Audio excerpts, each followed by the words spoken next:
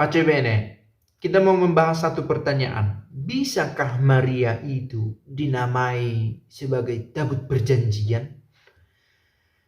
Ini pertanyaan yang muncul di kolom komentar yang menurut saya penting juga untuk saya, sehingga harus belajar lagi untuk kita juga yang sering mendengar istilah itu. Ada tabut perjanjian, ada Maria, apa hubungannya? Nah, untuk bisa menjawab pertanyaan ini, perlu kita tahu dulu apa itu tabut perjanjian. Sekurang-kurangnya hal-hal mendasar, kalaupun tidak bisa sangat mendalam. Siapa itu Maria? Yang kedua, mengapa Maria disebut sebagai tabut perjanjian? Apakah sebutan ini dogmatis atau dari refleksi? Nah, ini pertanyaan yang bisa menuntun kita semakin bertumbuh dalam iman. Semoga. Kalau ada pertanyaan lain yang dipikir menarik untuk dibahas, boleh juga disajikan di kolom komentar. Nah, apa itu tabut perjanjian? The Ark of the Covenant. Kalau dalam versi bahasa Inggris banyak istilah yang muncul. The Ark of the Covenant, the Ark of Testimony, the Ark of Testament, the Ark of the Covenant of the Lord. Macam-macam. Karena juga dipakai berbeda-beda juga dalam bahasa aslinya dalam kitab Taurat itu. Dengan istilah yang berbeda-beda di kitab yang berbeda pula, di Keluaran atau di Imamat atau di kitab lain. Sebuah benda yang dibuat oleh seorang tukang namanya Bezalel, tukang terbaik, membuat itu dari kayu terbaik, tetapi disaput, dilapisi dengan emas murni, emas terbaik juga. Di luar dan di dalam dilapisi emas. Ukurannya di dalam kitab suci disebut dalam hitungan hasta. Tetapi kalau kita convert satu hasta itu 45 cm kurang lebih, sekitar panjangnya 1,1 1,2 meter, lebar dan tingginya sama, dikatakan 1,5 hasta, berarti itu kurang lebih 70 cm. Dan di dalamnya yang sangat berharga, loh batu yang diterima oleh Musa, kitab Taurat, tongkat Harun juga, dan vas, satu bowl, satu mangkok atau satu wadah dari emas yang diisi dengan manna. Tempat yang sangat berharga. Nah, itu tentang benda itu sendiri yang bisa dipelajari lebih dalam lagi soal benda ini, bagaimana ditukangi menurut kultur pada waktu itu. Mengapa dibuat? Dibuat sebagai tanda kehadiran Allah. Ini satu diskusi menarik. Tidakkah dilarang membuat patung-patung atau benda yang menyerupai atau menghadirkan wujud Allah? Bukankah itu penyembahan berhala? Karena dua juga patung kerubim, dua berhadap-hadapan dengan sayap di tabut perjanjian ini dari emas. Bukankah itu penyembahan berhala? Oh tidak, mau menunjukkan kemahabesaran Allah, bukan untuk mau menyimpang dari Allah. Dan ini juga lah yang menjadi dasar salah satu bagi orang Katolik, Kristen, Katolik membuat patung, bukan penyembahan berhala, membantu orang.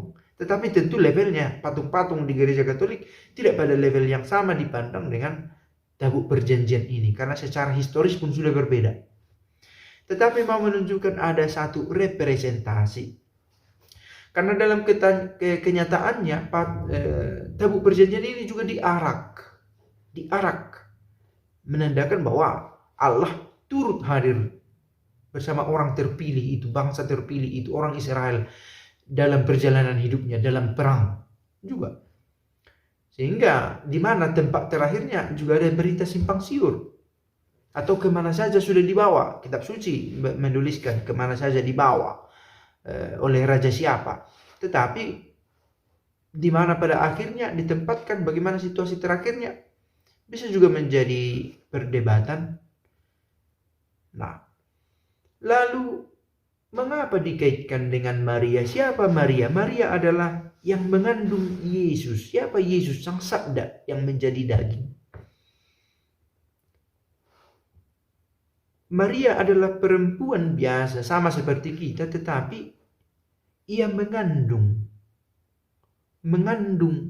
Yesus di dalam rahimnya. Nah, kita bisa lihat memang ada garis linear tabut perjanjian dengan Maria tadi yang menyimpan yang dari Allah itu. Tetapi harus disadari peristilahan ini berasal dari refleksi-refleksi yang bukan menjadi sebuah pernyataan dogmatis. Oh, berarti Maria adalah tabut perjanjian yang baru.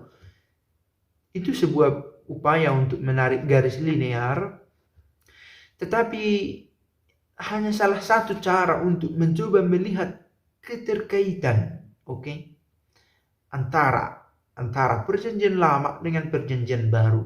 Satu kesinambungan yang memuncak dalam diri Kristus. Di kesempatan lain juga bahkan Kristus disebut sebagai tabut perjanjian itu.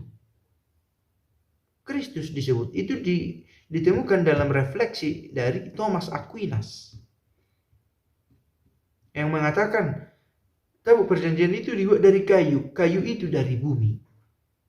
Kayu terbaik, Kristus adalah dari bumi ini juga. Secara fisik harus kita pahami itu. Dia lahir sebagai manusia, generato, ma non creato. Dilahirkan tetapi bukan diciptakan.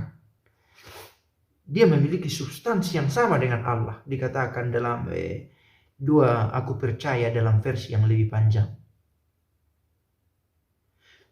Dari kayu, tabut perjanjian itu dari kayu. Kristus demikian. Sebagai manusia memiliki daging. Disalut oleh emas tabut perjanjian itu. Dan Yesus dilapisi oleh rahmat dan kasih. Di dalam tabut perjanjian ada tongkat Harun, ada Taurat, ada manna yang ditutup dengan yang disimpan dengan wadah emas. Demikian juga Yesus dilihat sebagai sosok yang di dalam dirinya ada roh Allah. Ditemukan garis linear. Maka refleksi-refleksi yang mencoba menghubungkan ini seperti yang dibuat oleh Thomas Aquinas